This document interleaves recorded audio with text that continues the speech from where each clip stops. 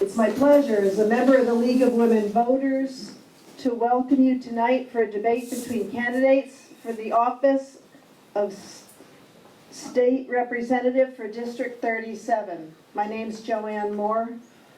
Much of this appreciation for tonight goes to a lot of people.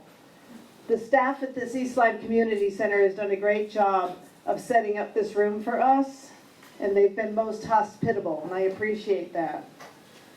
I also want to thank Frank from SEC TV. He's recording this evening, and it will be broadcast a number of times, and I have those times and dates available if you want to, but it's SEC TV, and they also have a YouTube channel that it'll be on. I want to thank our moderators for this evening. Owen Poole is from the Day newspaper, and Anne Marie Foster is a member of the League of Women Voters. Neither of the moderators are constituents of these candidates. The questions for the candidates have been developed by the League of Women Voters after listening to members of the community. A good deal of preparation has gone into this debate by many people, and we appreciate this opportunity to share ideas for how to make this great state of Connecticut even better. I want to thank you, the candidates, for stepping up to run for office. We recognize that running is difficult, and we appreciate your willingness. There are guidelines that we follow that allow each candidate to express their view and to facilitate sharing ideas. Audience members are not allowed to bring into the discussion space any clothing or signs that give an indication of which candidate or party they support. The audience is asked to hold applause or verbalizations until the end of the debate, thereby providing the candidates with more time to express their ideas. The order of questions has been developed ahead of time. The timers over here, we have 2 members of the League of Women Voters, and we have 2 members of the Niantic Toastmasters Club. And we appreciate their timing us tonight. In order to make sure that each candidate has the same amount of speaking time throughout the course of the evening, each question is timed. The first question will go first to Mr. Menapace, and he will answer for 60 seconds. The same question will then go to Ms. Cheeseman, and she will have 90 seconds to answer that question, and then the question will go back again to Mr. Menapace, and he'll have 30 seconds to wrap up that question. If either of the candidates wants more time on a particular question, they can just let me know, and we can make that happen. And then each candidate will have a 2-minute closing statement, and we will wrap up at 8 o'clock. So without further ado, I'm going to give this one good microphone, and you have one there, to Mr. Menapace to prepare for question number 1. You could probably just hand it to you afterwards. All right. Please tell us about yourself. What are your qualifications for being House Representative for District 37? And what is your vision for what you would accomplish for the district and for the state? Thank you. Oh, sorry. So as I said, in case anyone doesn't know, I'm Nick Menapace. I am a teacher. I'm running for state representative, obviously, and I am a big believer in regular people being involved. You know, I've talked to my students about this for 12 years now. Most of them are middle schoolers, and we talk about how important it is for democracy to function at that grassroots level, about the community. And this is something I talk to a lot of people about when I'm out knocking on doors, is just that I think that with how national our politics feels a lot of the times, that we often don't get that sense of community, and I think that we need to be doing a lot more to, well, make it work for us at that community level, and that's why I'm out here. I think we need more regular people up in Hartford. I think that we need more people who are willing to get out there and, I suppose, try something new or try something that's going to work for people. Thank you. 90 seconds then. Thank you. I want to thank everyone for coming tonight in the league. I'm State Representative Holly Cheeseman. I'm running for my 5th term in the state legislature, and believe me, I never imagined I would be saying that sentence. I had no plans to become involved in politics, and indeed it was a dear friend, Esther Williams, who was the town clerk here for many years, who got me involved. And after dipping my toe in the water, serving on the Board of Assessment Appeals, 3 terms on the Board of Selectmen, I jumped in when this was an open seat, because I too, like my opponent, feel in Connecticut, we need people who identify with their community, who understand the soul and beating heart of their community. I can't think of any organization in town more beloved than the library here. I was privileged to be on that board for 18 years and its president for 9 years. My husband and I raised our 2 children here. I brought him home when he died tragically in London. I was embraced by this community, and I think my lived experience, my public service experience, I take all that to Hartford with me, because I know what you go through, what my constituents go through every day, and I'm an authentic voice for what we need in Hartford. Civil, respectful, thoughtful, and believe truly in bipartisanship. Thank you. Thank you. And then 30 seconds for Mr. Menapace. Okay, thank you. So I said, I know that, yeah, I am out there, I suppose, trying to talk about, it's always what I tell the doors, I'm saying a lot of the, I suppose, the similar things, but my difference in here is that I do think we need a fresh perspective. I think that once you've had people in there for a certain amount of time, I think that there's a little bit of a disconnect, and I can tell you that that's a feeling that a lot of people have when I go out there and talk, is that they don't feel like they're being listened to, they don't feel like enough is being done, and they don't feel as though, oh, okay, thank you. You can finish your sentence. That's all right, that's perfectly fine.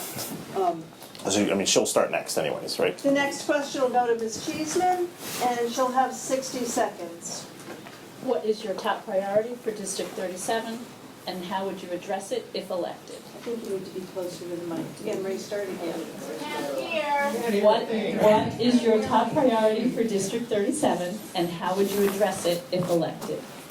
Well, I think the issue I've confronted most when I've been talking to constituents, I've certainly had more emails about it, is the ever-increasing cost of electricity, and indeed the cost of living in the state. One of the things my party has proposed is taking those public benefit charges off everyone's electricity bill and funding them through the general fund. We also propose capping the price of new power purchase agreements at no more than 150% of what the wholesale rate is. But it's the whole question really of affordability. What do we do to ensure that businesses succeed in Connecticut, that we keep property taxes low, and that people can afford to stay in this state and not have the situation that I came across with a lady in Oakdale who's had to sign her house over to her children so she can remain in the state. So I suppose in general it's the question of affordability and what we as a state can do to make this a better place and a more affordable place for our constituents to live. Thank you. And then Mr. Menapace gets 90 seconds.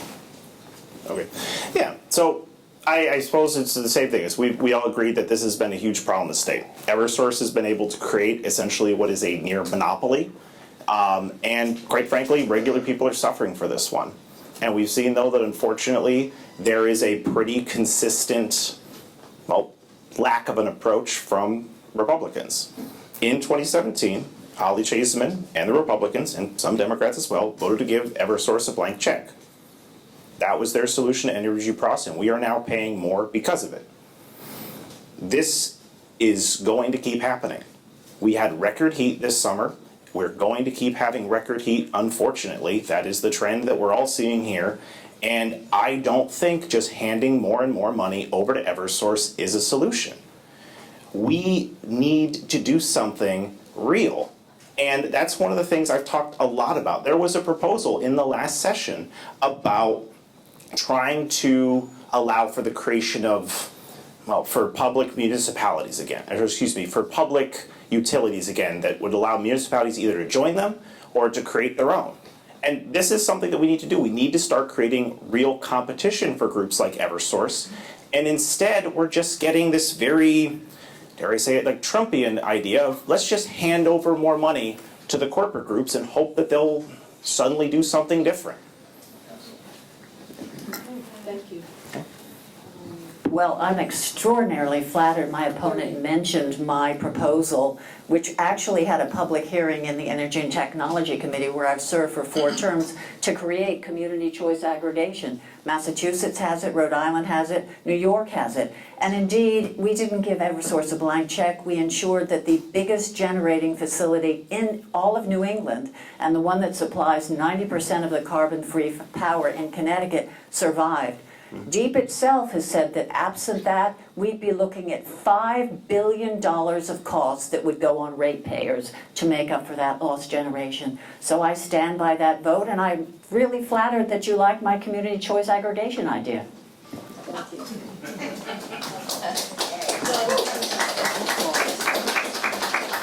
looking for my sheet.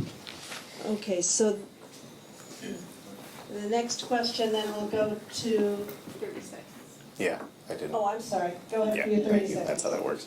All right, yeah. So as I said for this one, I guess I have a very different opinion on what handing this one over is. I tend to think that if a corporate group says we desperately need money, but we're not willing to show you what our books look like, that tends to concern me a little bit. And I just tend to think that we really do need to do better on this one. This is just more of the same. That was the proposal in 2017. I know Holly has a different view of that one, but I'm not really a fan of handing over taxpayer money with seemingly no I guess, trail for it. Yeah. Could I have 15 seconds? Sure. Thank you. I guess we're going to go on for this for a while. All right. No, I just want to point out that at the time we signed that deal, nuclear power plants all over the country were closing. Millstone employs 1,500 people, as I said, more than 50% of Connecticut's power, and virtually all our carbon-free power. We couldn't have let that go away. Thank you. Would you like 15 seconds? I mean, we're going back and Yeah. forth. I can go back to it in a minute, but All right, now I've got my cheat sheet. So You want me to take this it question will back, start or- with yeah. Mr. Menapace. And It's like ping pong here. Yeah. It is, and I appreciate your playing so well. Can it, and you'll get 60 seconds for this answer. The day interviewed members of several of our local towns. The concern about rising costs for electricity came up often among those who attended these listening sessions. What do you think the role of state government is in regulating these costs? Didn't we just answer Yeah. that? We kind of just Wanna talked go to the about next that. question? Yeah. Yeah. Just don't know what else we'd really say on that. Another topic of concern among those who attended meetings with the day was the cost of housing. Do you see, one side of this? Do you see any solutions that can be introduced by the state to reduce those costs? And does the state have a role to play in increasing the number of housing units that we have available for the expected increase in hiring an electric boat? Okay, also, 60 yeah, seconds. absolutely. We absolutely do. We are 92,000 homes short in this state, and we need a multifaceted approach to address this. Housing costs are spiraling out of control, and we must protect people who already have those, and as I said, we need to be building new housing.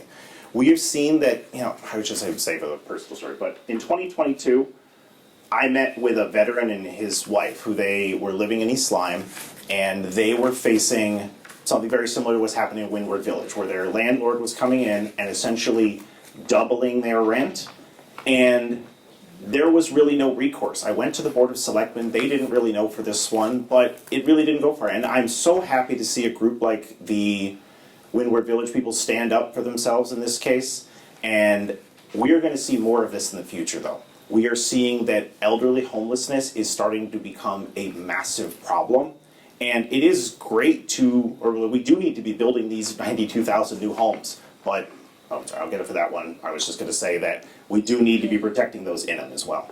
Thank you. Okay, and then 90 seconds. Thank you. Obviously, we need to have housing in Connecticut that's affordable and accessible, and the numbers our residents need. I'm very proud as a member of the Bond Commission that in the last year, we've allocated $262 million, almost $263 million, not only toward the Time to Own program, which provides down payments for first-time buyers, but also for flexible housing that goes on throughout the state to build those affordable units. Unfortunately, in Eastern Connecticut, we need to address the fact that the Department of Housing and CHFA don't treat us in the same way as they treat the western part of the state. And that's something Senator Kathy Austin and I are working on together, fixing the opportunity score. Other ideas that I think we should address, Massachusetts has a tax deduction for renters to make it more affordable. I've been working with CBIA to create housing savings accounts, like health savings accounts, where people and their employers could work together to save for deposits and down payments. Tax credits for employers that offer interest or low interest loans to their employees for down payments, for rent deposits that would be forgiven after 3 or 5 years when if they stay with a company, not only to help with the cost of housing, but retention. And building the skilled workforce. It's hard to build affordable housing when you don't have the people to do it with so many retirements. That's why I support fully funding our vocational schools and those apprenticeship pipelines. Thank you. And then Mr. Menapace, 30 seconds.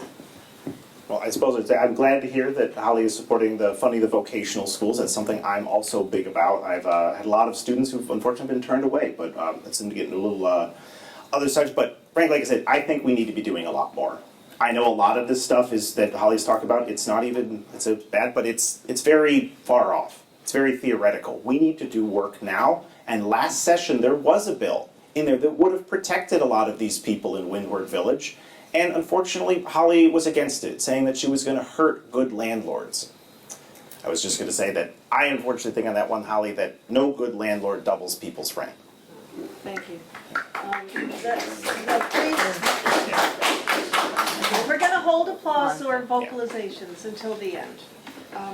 Okay, and the next question will go to Ms. Cheeseman for 60 seconds.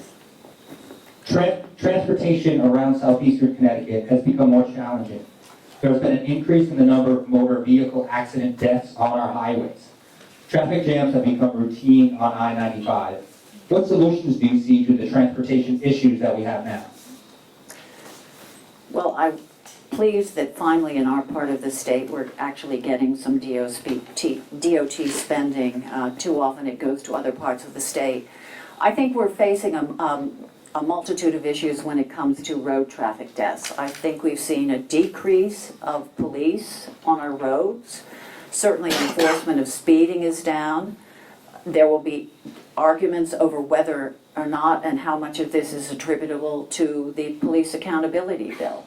One thing that concerns me particularly as intoxicated driving deaths go up is the dual use of alcohol and marijuana. Now that that's been legalized, an increasing number of deaths are due to that dual use. What do we do to address this?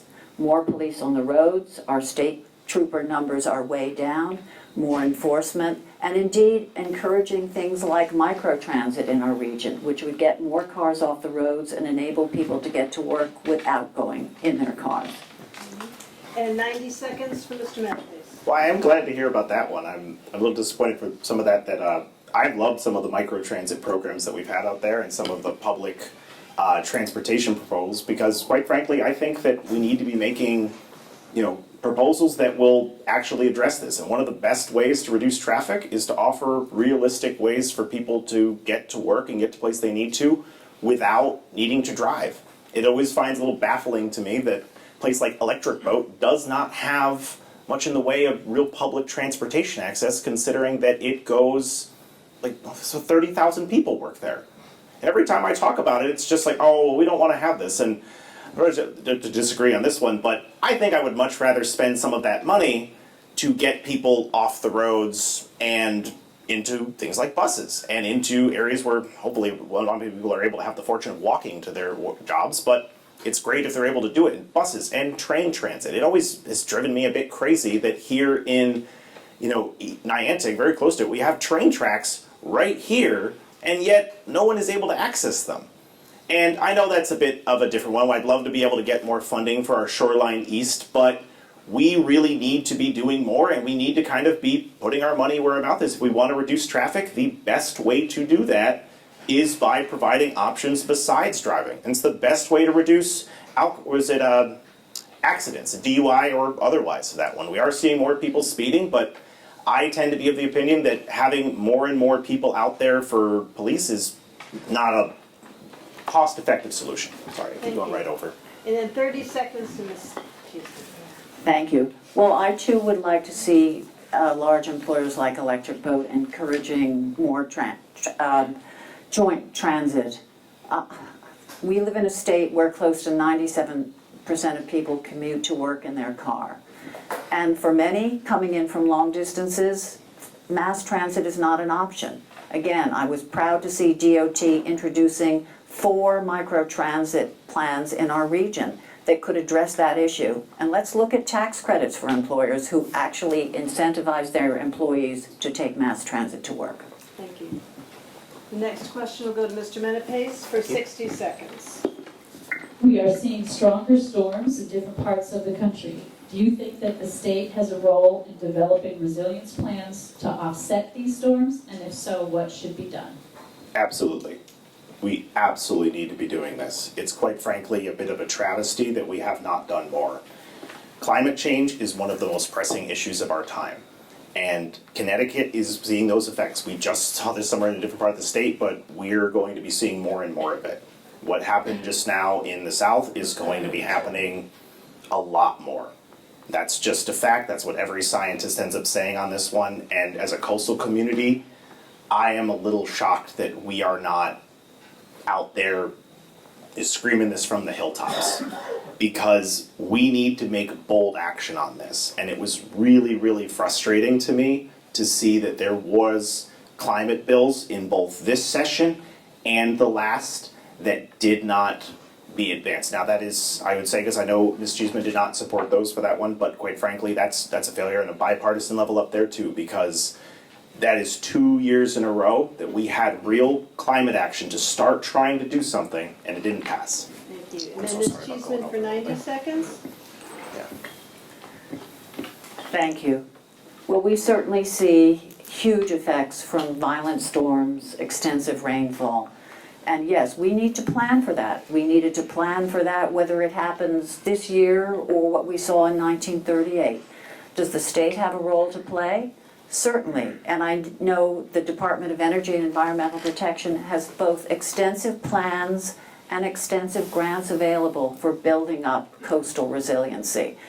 Rob Hopeling, who works with DECD, Department of Economic and Community Development, and the Commissioner of DRS, Mark Boughton, is charged with looking at ways we can develop infrastructure funding so we can access some of the federal grants that are available for resiliency.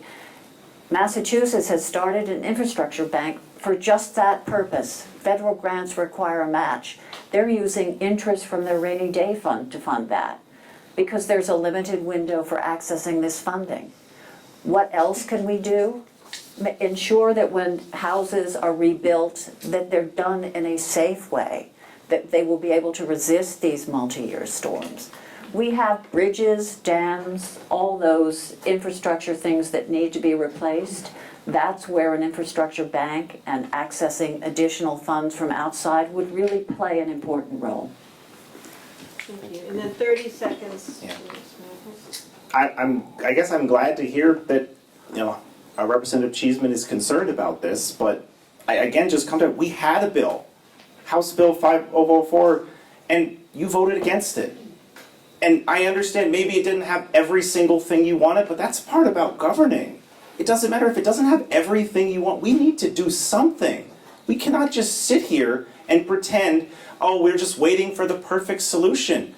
This stuff needs to get done. I don't know about you, Holly, but I want to still be here in 50 years, and I need to be prepared. Or our whole community needs to be prepared. Sorry. Thank you. Okay, the next question will go to Ms. Cheeseman for 60 seconds.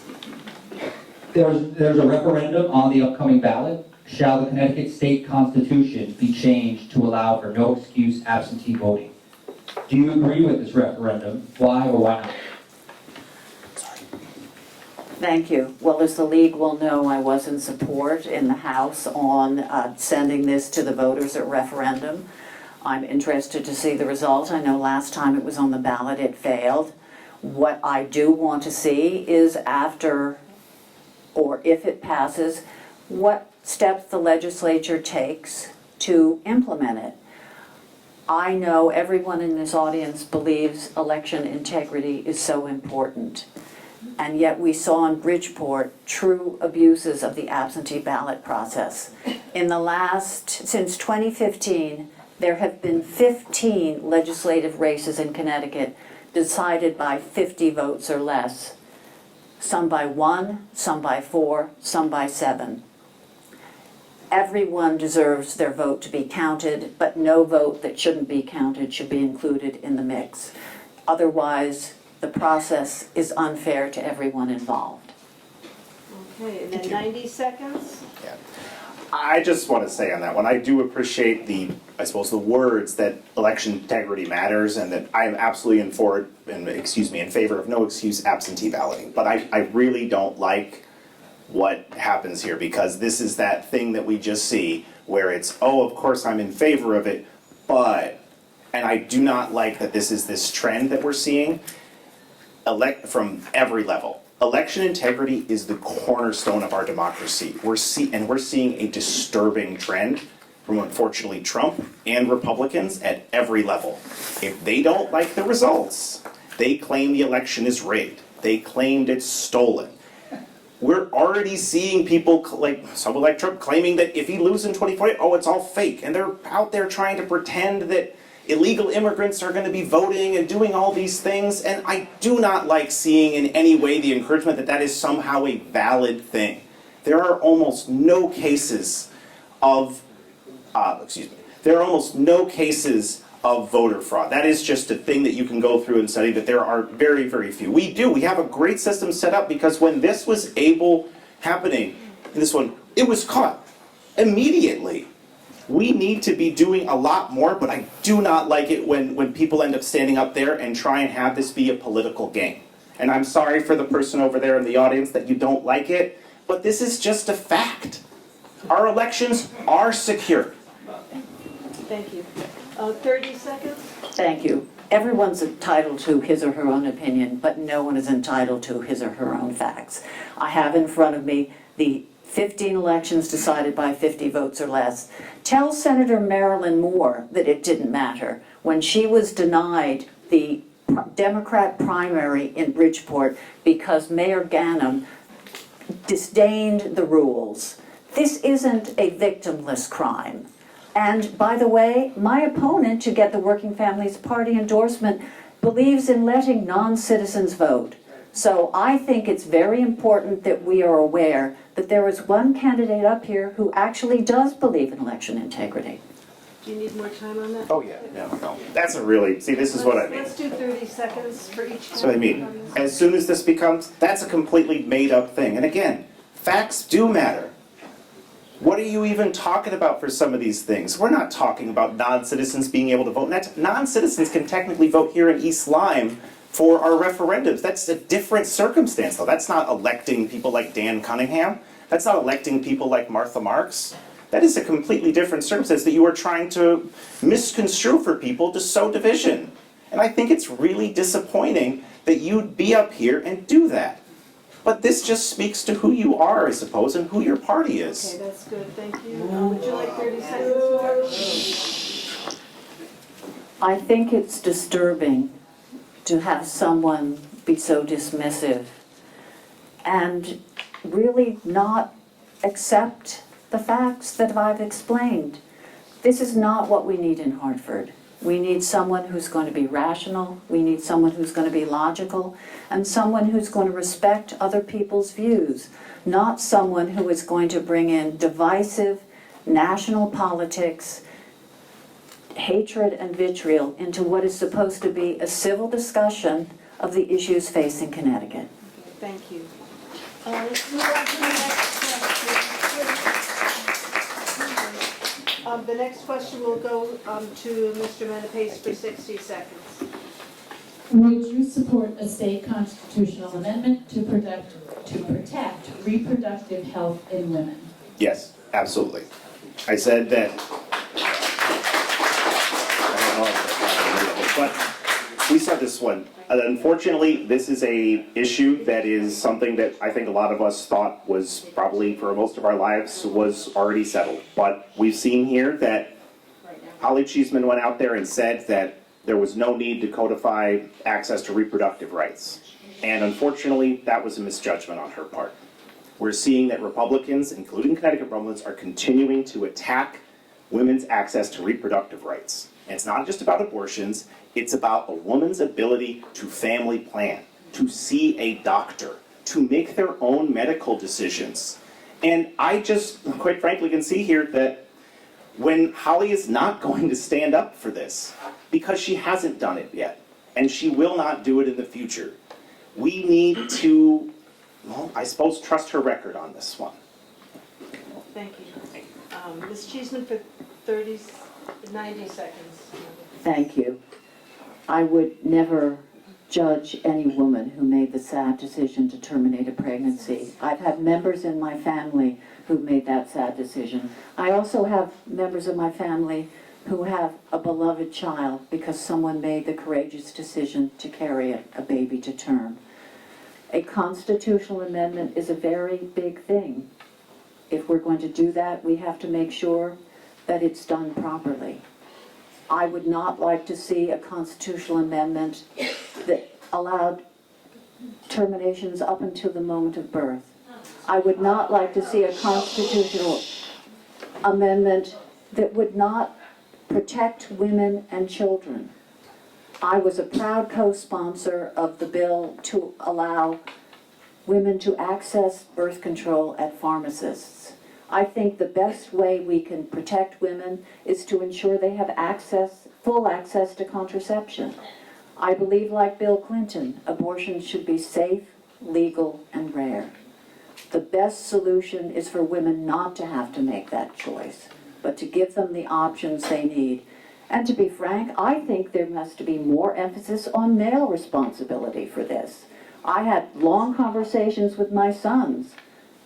You have to accept the fact that every act of intercourse carries with it the possibility of having a child.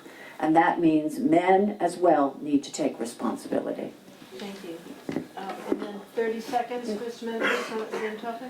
I suppose that is a good one that I can say we can agree that this is a big part of men needing to take responsibility as well.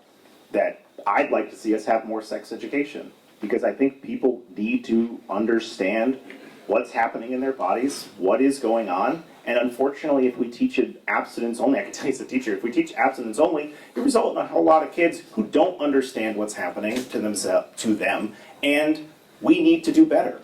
And quite frankly, I said, I do believe you, Holly, if you're saying that you have this going on for people in your life, but I'm going to trust your voting record, and your voting record says that you vote against choice. Thank you.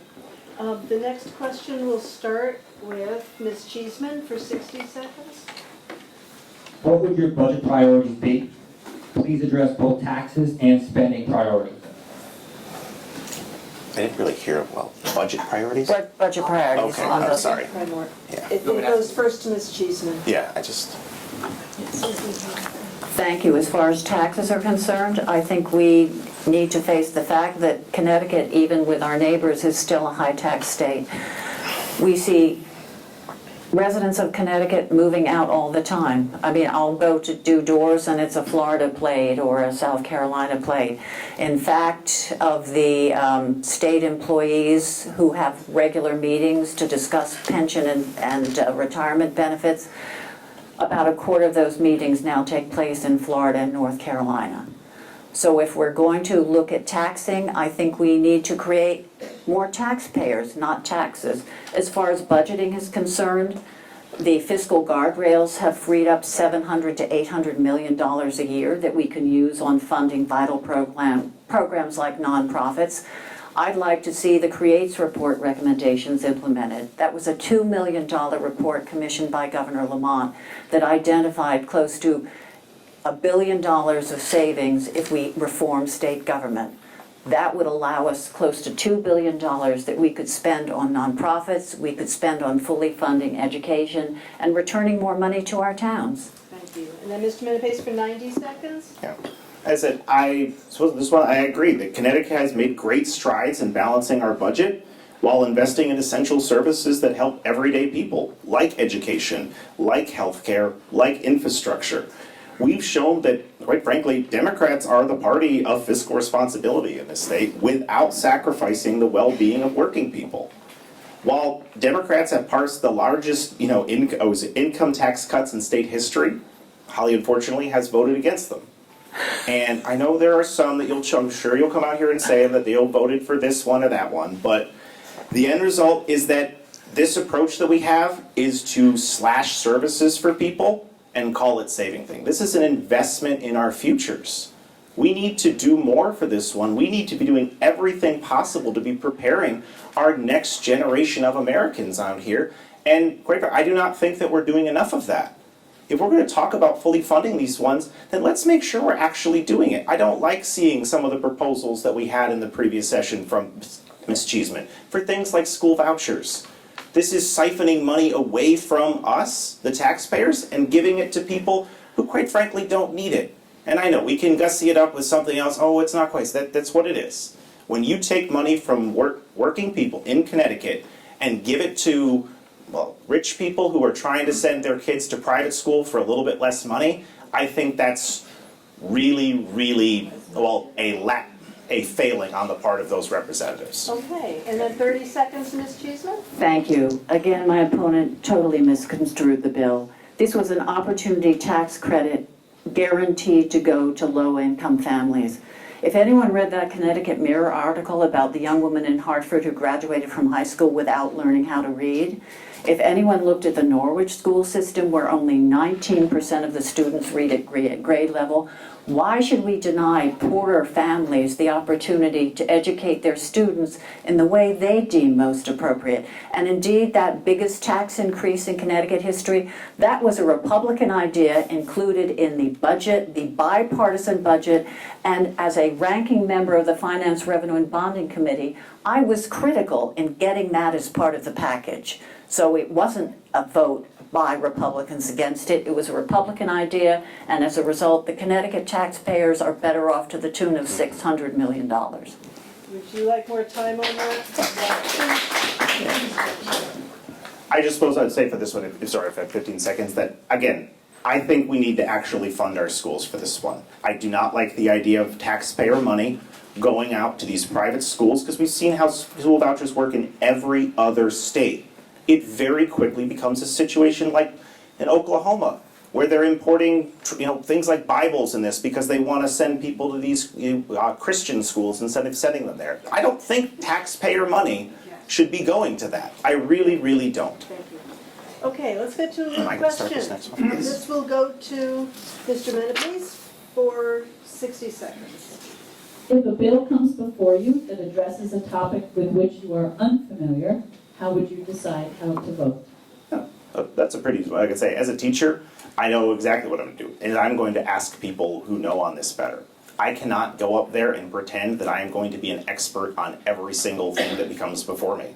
I think that would be wrong to ever try and say that as it. I doubt that there is any politician up there who could say that they are an expert on every single thing that comes before them. And I plan on very much going with the idea that yes, I am not going to know the right thing on everything, and that's why I defer to experts. It's the same thing I do when it's related to medical. I'm likely going to ask people who are doctors or who are experts in the field.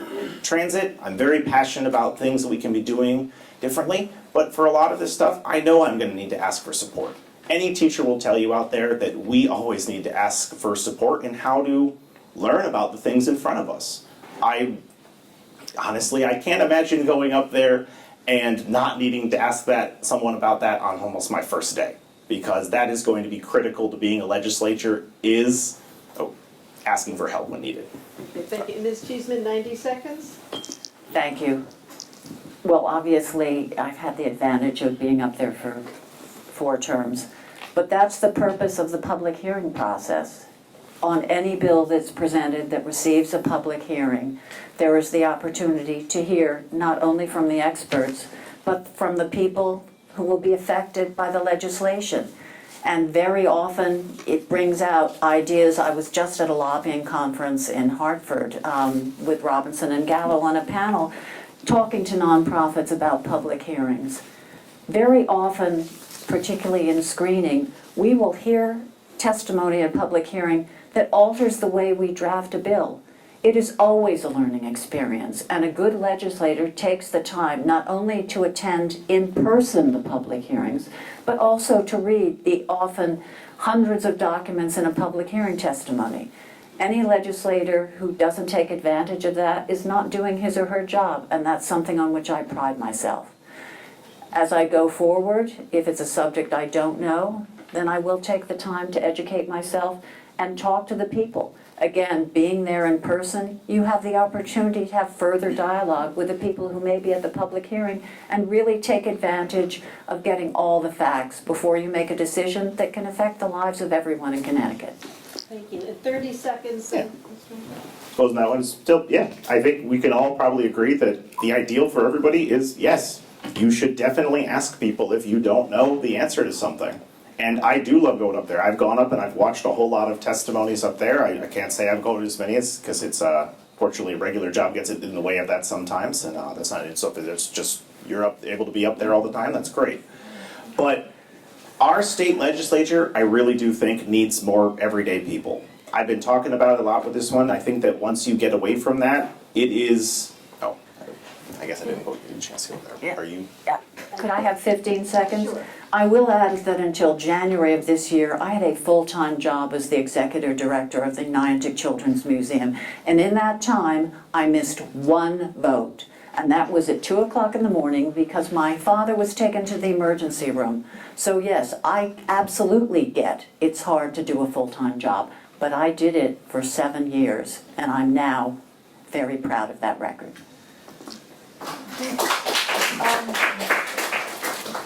You're doing great, audience. Hang in there. That concludes our questions for the evening. You can each do a 2-minute closing statement, and Mr. Menapace goes first. Okay. Okay. All right. Oh, sorry, I guess I was expecting a question, but we already went over that. So yeah, I'm running because I believe democracy works best when it works for the people and, quite frankly, by the people. We don't need another career politician, and that's something I can very clearly say that that's what I'm not. I'm up here, I'm a teacher, I believe that we need more regular people in office. I know Holly doesn't think a teacher can do a good job, that's her own words on that one, but I think that we need a more person who is more interested in getting things done, and quite frankly, not out there trying to like chart culture war issues. She may say that I'm out here trying to do things, but I'm not the one out here, I don't know, trying to claim that EVs are coming to kill all of us, because I want the state to be prepared for infrastructure for this. We need EV infrastructure. More and more people are buying it. And quite frankly, doing something like that where you're pretending that, oh no, the end of the world is coming here because somebody might need to be prepared for where we're going to put some EV chargers is irresponsible. I want to be of service to my community. That is why I'm doing this. I want to be out there because I've been helping young people for a very long time. And now I want to bring that passion and energy up to Hartford. I've been able to come out there and talk to people at their doors. We've knocked on over 8,000 doors in the last 5 months or so. And every time I'm going out there, I ask people what it is that they have on mind, what issues they want to know more about from me, and what they think I need to know. And I think that that's my main goal. I want to be able to be up there and be a legislator who's going to listen. And, whether it's lowering costs or protecting our environment or ensuring that our schools have the resources they need, I'm committing to make sure that our government works for the people of East Lyme, Montville, and Salem. Thank you. Thank you. And then 2 minutes for Ms. Cheeseman. Thank you. Well, everyone in my family is a big baseball fan. And General Dynamics has a sign at Dodge Stadium, "There's no substitute for experience." And when it comes to the state legislature, that's absolutely true. I've lived in this community for 24 years, where my late husband and I raised our 2 sons. We had a business here for 20 years. As I said, I've interacted with just about every nonprofit in town, from the Brian Daigle Foundation to Care and Share to the Miracle League. I've spent so much time living among you, talking to you, whether at the Children's Museum or as I'm out shopping at Stop and Shop. There's no substitute for relationships. I'm extremely proud of the bipartisan relationships I've formed in Hartford, from the governor's office on down.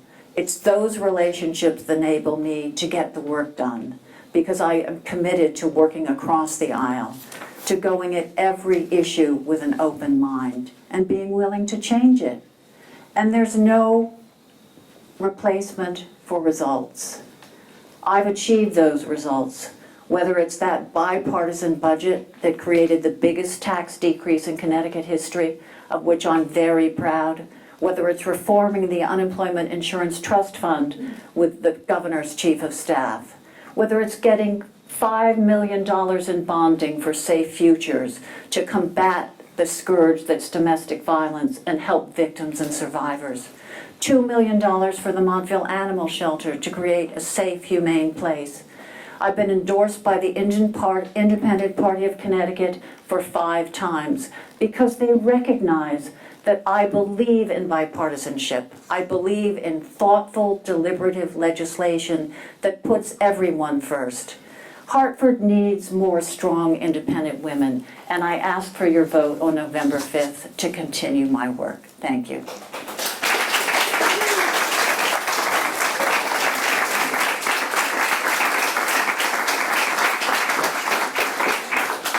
Thank you, candidates, for your great answers. We all feel that we know both candidates better now than we did.